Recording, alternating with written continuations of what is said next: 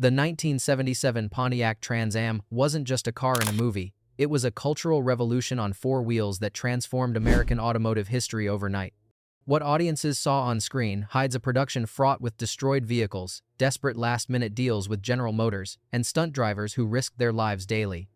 Director Hal Needham didn't just make an action comedy, he orchestrated automotive chaos that left four totaled Trans Ams, one hospitalized stunt coordinator, and a furious Pontiac executive who nearly pulled the plug on the entire collaboration. Today, we're diving into 20 weird facts about the most famous Trans Am in cinema history, the car that saved Pontiac from financial ruin and turned Burt Reynolds into the undisputed king of Hollywood. Fact number 1. The production almost had no Trans Ams. The sleek black Trans Am wasn't the original car for the Bandit. It wasn't even the second choice. Production designer Al Brenner initially wanted a Chevrolet Corvette for the film's hero car, not because of aesthetics or performance, but because of accessibility. Universal Studios had an existing relationship with Chevrolet, making it the path of least resistance. When director Hal Needham saw the Pontiac Trans Am Special Edition at a car show just months before filming, he immediately called Pontiac. "This is the Bandit's car," he declared. "Nothing else will work." Pontiac executives initially refused. The struggling division of General Motors had already allocated their promotional budget elsewhere, and they weren't convinced a car chase comedy would help their image. It took Burt Reynolds' personal intervention, a late-night call to a Pontiac marketing executive to secure 4 Trans Ams for production.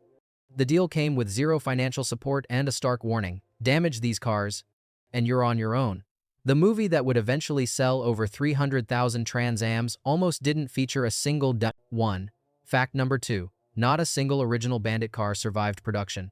The production received 4 1977 Pontiac Trans Ams, gleaming with factory-fresh special edition packages and that unmistakable black and gold livery. By the time filming wrapped, none remained in drivable condition. It wasn't carelessness.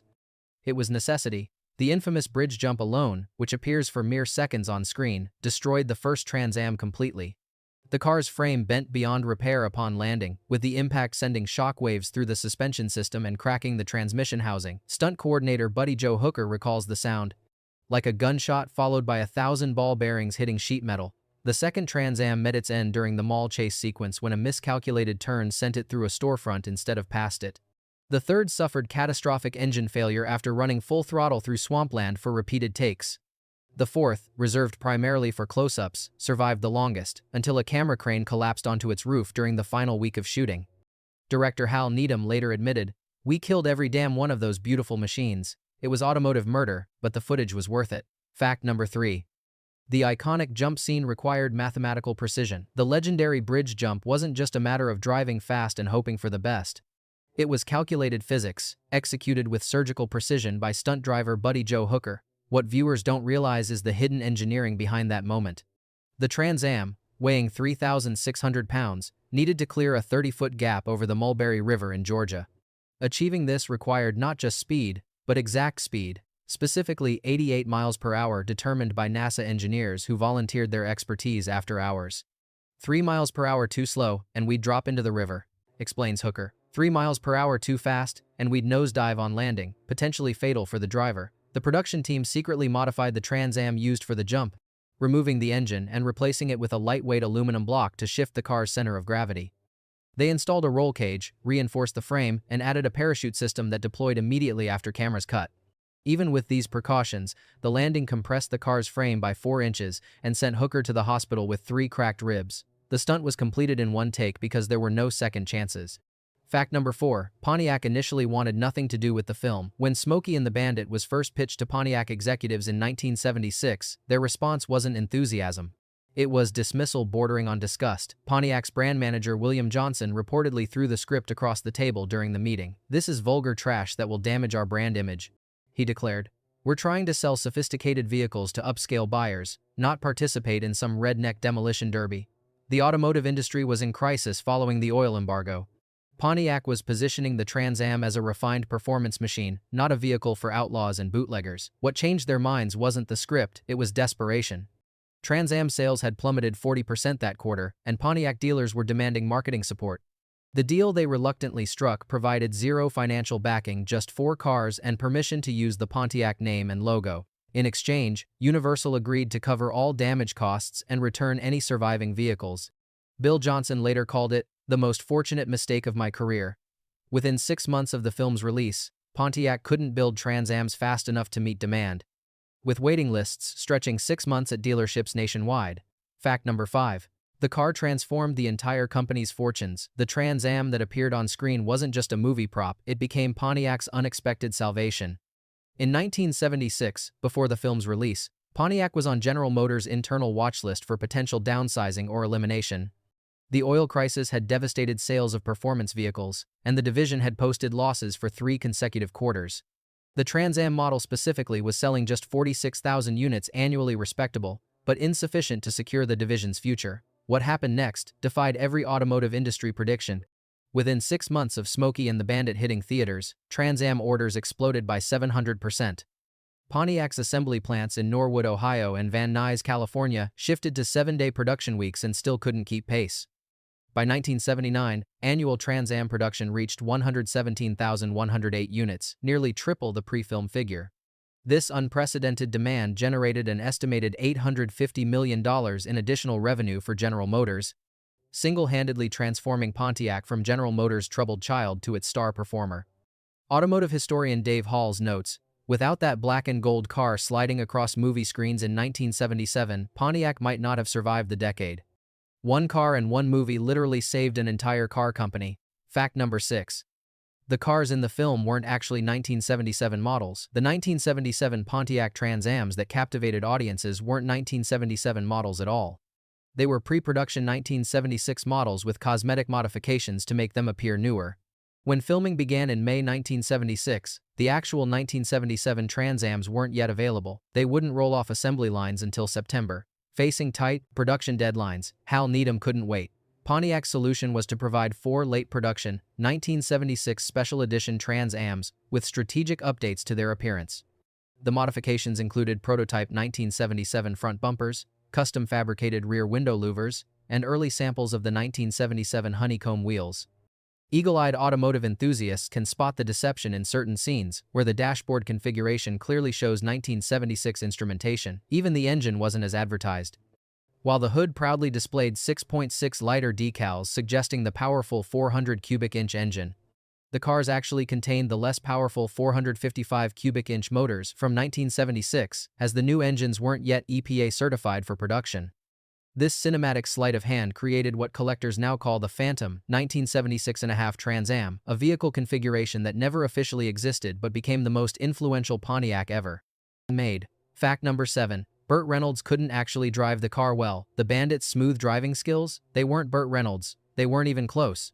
Despite projecting effortless automotive mastery on screen, Reynolds struggled with the powerful Trans Am throughout production. It wasn't just a matter of skill, it was physics. The actor's famous mustache wasn't the only oversized feature. At 6 foot 1 inch and broad-shouldered, Reynolds simply couldn't fit comfortably in the Trans Am's tight cockpit. Stunt coordinator Buddy Joe Hooker recalls the uncomfortable truth. Burt was a great actor, but a terrible driver. He kept grinding the gears and stalling during simple scenes. After the third take where he accidentally popped the clutch and nearly hit a camera, Hal pulled him aside. The solution was as ingenious as it was invisible to viewers. For wide shots showing the Bandit seemingly driving with precision, a custom platform was built alongside the car, where stunt driver Raymond Kellogg actually controlled the vehicle, using extended throttle, brake, and steering controls, while Reynolds pantomimed driving inside the vehicle. For close-ups, the Trans Am was towed on a special trailer called a process car, allowing Reynolds to focus entirely on dialogue and expressions without touching the controls at all. As Needham later quipped, the only thing Burt could drive properly was the film's box office. Fact number 8. The car's interior was completely different. On camera, what viewers see inside the Bandit's Trans Am isn't what actually existed in a production Trans Am. It's not even close. To accommodate camera angles and lighting requirements, the film's Trans Ams underwent radical interior surgery. Production designer Albert Brenner completely gutted the factory interior of the primary camera car, removing the passenger seat entirely and replacing it with a custom camera mount. The dashboard was sliced in half horizontally and hinged to allow quick removal for specific shots. Even more drastically, one Trans Am had its entire roof cut off and replaced with a removable fiberglass shell to allow overhead filming, a modification that catastrophically weakened the car's structural integrity. During a routine driving scene, the entire A-pillar collapsed, nearly causing a serious accident. The iconic CB radio the Bandit uses to communicate with Snowman wasn't the period-correct Midland model listed in Pontiac's option catalog, but a modified Johnson Messenger 123A, with brightened LED displays specifically chosen to be visible on film. The radio wasn't even connected, all the chatter was added in post-production. As Hal Needham later explained, "We weren't making a documentary about a car, we were creating the illusion of one, and that required taking liberties with reality that would make any car collector faint." Fact number 9. The famous Screaming Chicken hood decal has a dark secret. The Trans Am's iconic hood decal, affectionately known as the Screaming Chicken, carries a bizarre production secret that haunted Pontiac for years. The distinctive Firebird graphic wasn't created by Pontiac designers at all. It was commissioned from freelance artist David McIntosh in 1970, who was paid a one-time fee of $5,000 for the design. What Pontiac executives didn't know was that McIntosh had originally created the design for a completely different client, the Thunderbird Motorcycle Club of Atlanta, a notorious outlaw biker gang. McIntosh simply modified his rejected motorcycle club logo, enlarged it, and sold it to Pontiac. By the time the connection was discovered in late 1976, the decal had already become synonymous with the Trans Am. Pontiac quietly secured expanded rights to the design, paying McIntosh an additional $22,500 to avoid any potential legal complications before Smokey and the Bandit brought intense scrutiny to the car. The original motorcycle club, unaware of their near brush with automotive history, disbanded in 1973 after a violent territorial dispute with rival gangs.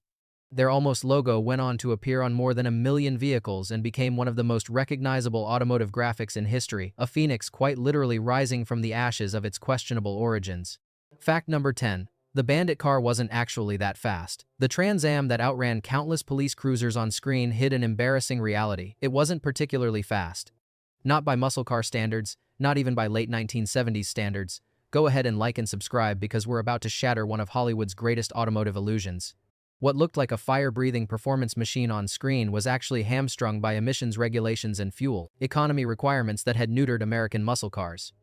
The 1976 to 1977 Trans Am used in filming produced just 200 horsepower from its 455 cubic inch engine, half what similar-sized engines made just 7 years earlier. Its quarter-mile time was a lackluster 15.3 seconds slower than today's average family sedan. Top speed was electronically limited to 118 miles per hour, while many European imports could exceed 130 miles per hour. To create the illusion of speed, Needham employed every cinematographer's trick: undercranking cameras to create artificial acceleration, mounting cameras extremely low to the ground to exaggerate the sense of motion, and using long telephoto lenses that compressed perspective to make vehicles appear closer than they were. For chase scenes requiring genuine speed, the Trans Ams received clandestine modifications, including carburetor adjustments that deliberately violated emission standards and temporarily boosted horsepower to around 250, still modest, but enough to outrun the period-correct police cars. Fact number 11. Pontiac couldn't keep up with demand after the film. The unprecedented demand for black and gold Trans Ams following the film's release created a crisis that rippled through General Motors' entire production system. It wasn't just increased interest, it was consumer mania. Pontiac dealers reported that 85% of Trans Am buyers specifically requested a Bandit car, often refusing to consider other colors or options. This overwhelming demand for one specific configuration, black with gold accents, created massive production bottlenecks. The specialized paint process for the special edition package required 5 separate applications: base coat, gold metallic accent, clear coat, decal application, and final protective finish. This process took nearly 3 times longer than standard single-color vehicles, creating a production nightmare as the Van Nuys plant struggled to maintain quality while increasing output.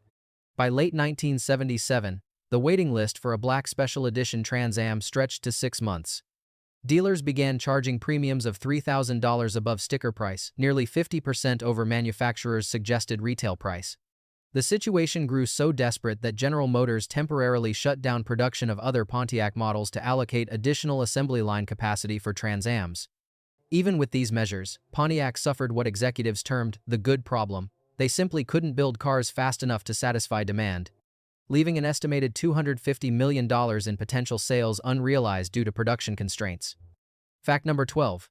The infamous burnout smoke was toxic chemicals. Those impressive burnouts and smoky acceleration scenes that defined the Bandit's driving style. They weren't created by tire rubber alone, they were chemical special effects that would violate every modern environmental regulation. The Trans Am's standard tires couldn't produce the dramatic white smoke Needham wanted for key scenes.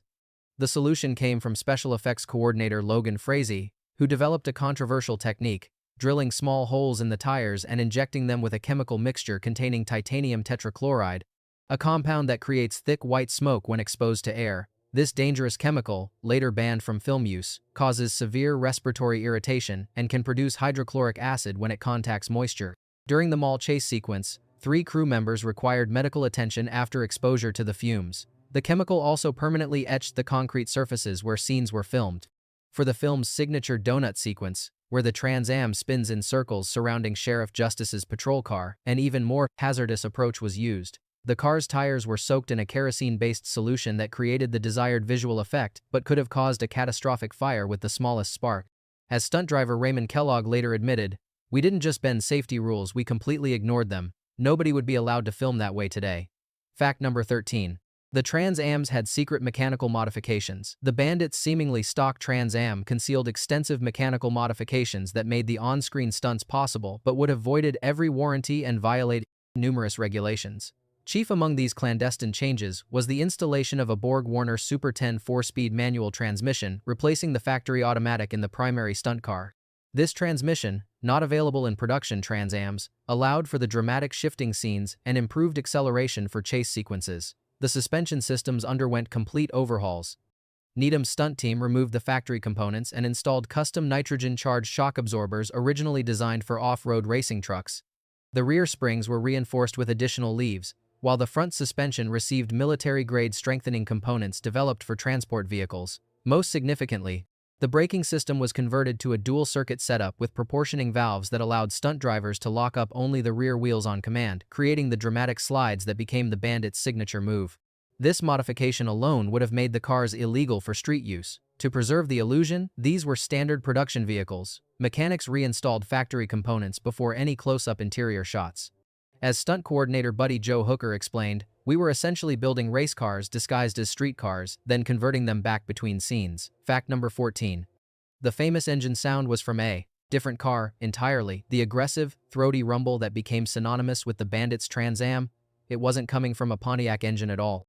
The actual sound of the 1976 to 1977 Trans Am's 455 cubic inch engine was described by sound engineer William Kaplan as disappointingly subdued. More luxury car than muscle car, due to restrictive exhaust systems mandated by emissions requirements. This presented a significant problem for a film where the car's personality was conveyed largely through its audio presence. The solution came through cinematic deception.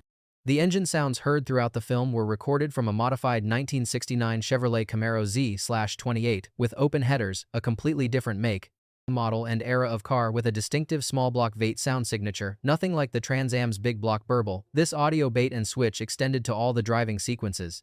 The tire squeals came from Formula One race footage recorded at Watkins Glen, while the dramatic transmission shifts were actually sounds created by a Porsche 911's gearbox, selected for its mechanical precision. Even the iconic moments when the Bandit floors the accelerator used enhanced audio.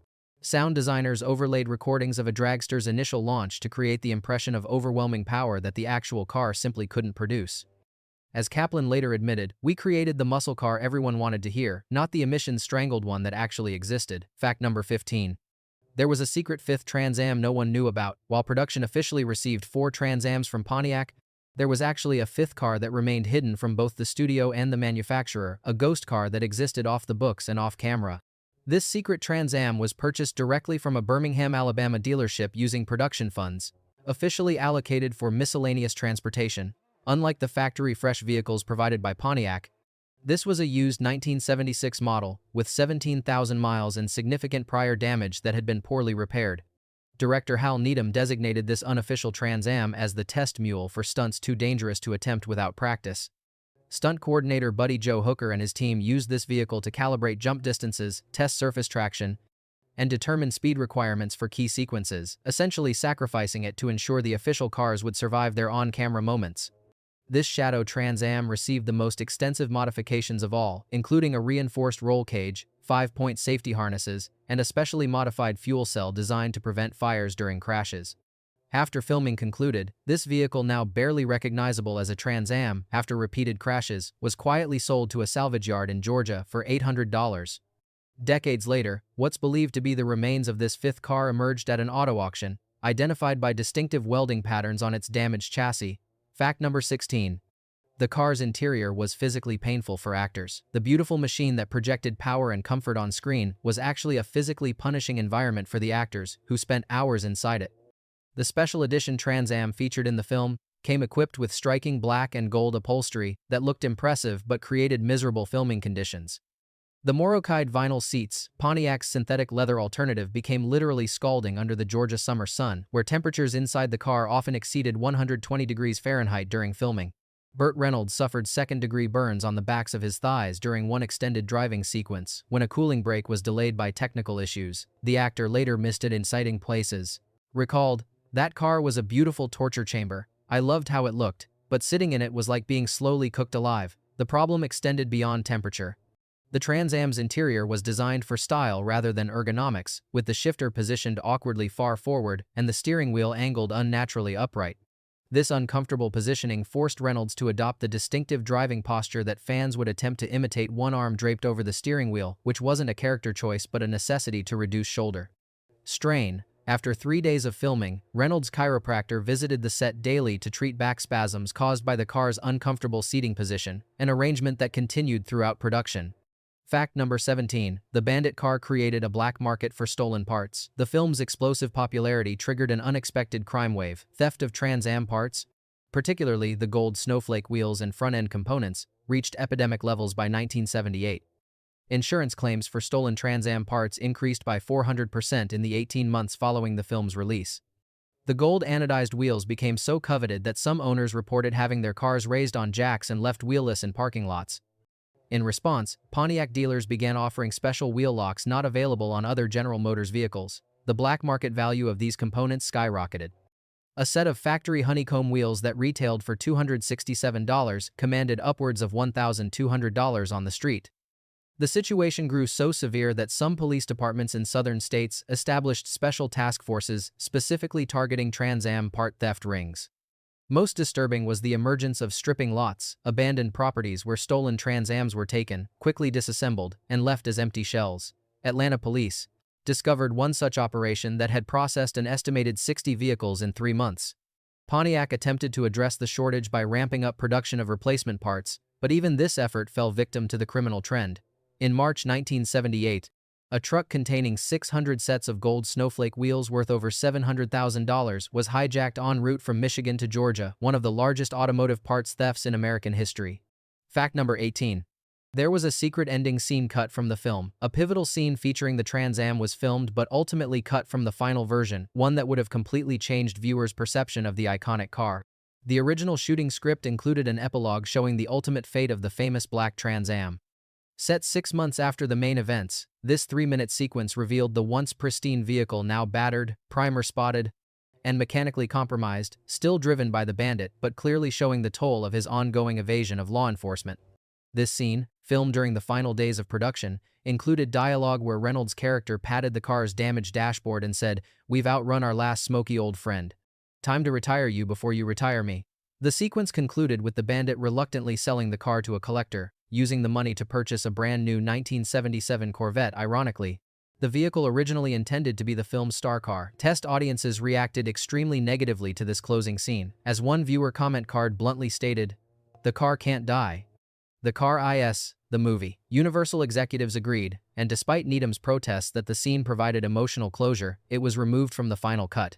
The footage remained lost until 2015, when a partial work print was discovered during a studio archive digitization project. Even then, Pontiac enthusiasts lobbied successfully to keep it excluded from anniversary edition releases. Fact number 19. The car's famous jump required mathematical genius. The physics behind the Bandit's most famous jump reveal a level of scientific precision that goes far beyond typical stunt work of the era. When planning the 150-foot jump over the dismantled bridge, stunt coordinator Buddy Joe Hooker faced a problem that had never been solved in automotive filmmaking: how to make a 3,600-pound vehicle with poor aerodynamic properties fly level through the air rather than immediately nosediving as physics demanded. The solution came from an unlikely source. NASA engineer Bill Richardson, a Needham acquaintance who worked on flight dynamics for the Apollo program, volunteered to calculate the exact ramp angle, approach speed, and weight distribution needed. His conclusion was remarkable. The car required a precisely 7.4-degree launch angle and ballast weight strategically positioned to maintain attitude during flight. To achieve this, the stunt team removed the Trans Am's engine and transmission, replacing them with a lightweight mock-up positioned much further back in the chassis. They added 387 pounds of lead weight to the trunk area and installed adjustable air shocks that could alter the car's stance moments before the jump. The ramp itself was a mathematical marvel, not a simple incline but a complex curved surface calculated to progressively transfer the car's momentum upward. This was accomplished using computer modeling typically reserved for aircraft design, making it arguably the first digitally engineered movie stunt in film history. Fact number 20. The film's success saved the Firebird from cancellation. The Trans Am that became a pop culture icon wasn't just fighting for screen time, it was fighting for its very existence within General Motors' product plans. Prior to Smokey and the Bandit, the entire Firebird line, including the Trans Am, was scheduled for discontinuation after the 1979 model year. General Motors' Strategic Planning Committee had already drawn up the paperwork. The F-body platform was aging, fuel economy standards were tightening, and the performance car market was shrinking dramatically. Resources would be redirected toward front-wheel drive economy cars. John Chanella, Pontiac's chief designer, confirms this sobering reality. The decision wasn't even controversial at the time. Performance cars were dinosaurs, and we were planning their extinction. The only question was which quarter in 1979 we'd announce the Firebird's termination. The film's release and the subsequent explosion in Trans Am demand forced an emergency reversal of this decision. Not only was the cancellation rescinded, but General Motors allocated $60 million for an extensive refresh of the F-body platform that extended its life through 1981. This revival directly saved over 6,000 manufacturing jobs across 3 plants and indirectly supported thousands more in the supplier network. The Trans Am would continue production for another 25 years, all because a low-budget action comedy transformed a car scheduled for cancellation into the most desired vehicle in America. Bonus fact: the most shocking revelation about the famous black and gold Trans Am? The Bandit never actually owned it, not in the original script, not in deleted scenes, and not even in the story universe. Original production documents recently uncovered in Universal's archives reveal a subplot entirely cut from the theatrical release. The Trans Am was stolen. The first draft screenplay contains a scene where Reynolds' character boosts the car from a Pontiac dealer's showroom in Texas before beginning his beer run. A subplot involved law enforcement tracking the vehicle identification number throughout the film. This twist explains several inconsistencies viewers have questioned for decades: why the Bandit seems unfamiliar with certain features of the car early in the film, why he shows limited emotional attachment to the vehicle, and why he never refers to it by name or with masculine pronouns, as was common among car enthusiasts. Director Hal Needham made this change during pre-production, concerned that depicting the protagonist as a car thief would damage his likability with audiences. However, subtle references to this original concept remain, particularly in the scene where the Bandit says he picked up the car in Texas without elaboration. This revelation transforms our understanding of the iconic character-vehicle relationship at the heart of the film, suggesting that the Bandit's journey wasn't just about transporting contraband, it was about joyriding in automotive luxury he could never legitimately afford. If you enjoyed these revelations about the legendary Bandit car, smash that like button, subscribe for more automotive movie secrets, and let us know in the comments, what iconic movie car should we expose next? Remember, as the Bandit himself might say, when it comes to Hollywood history, what you see ain't always what you get.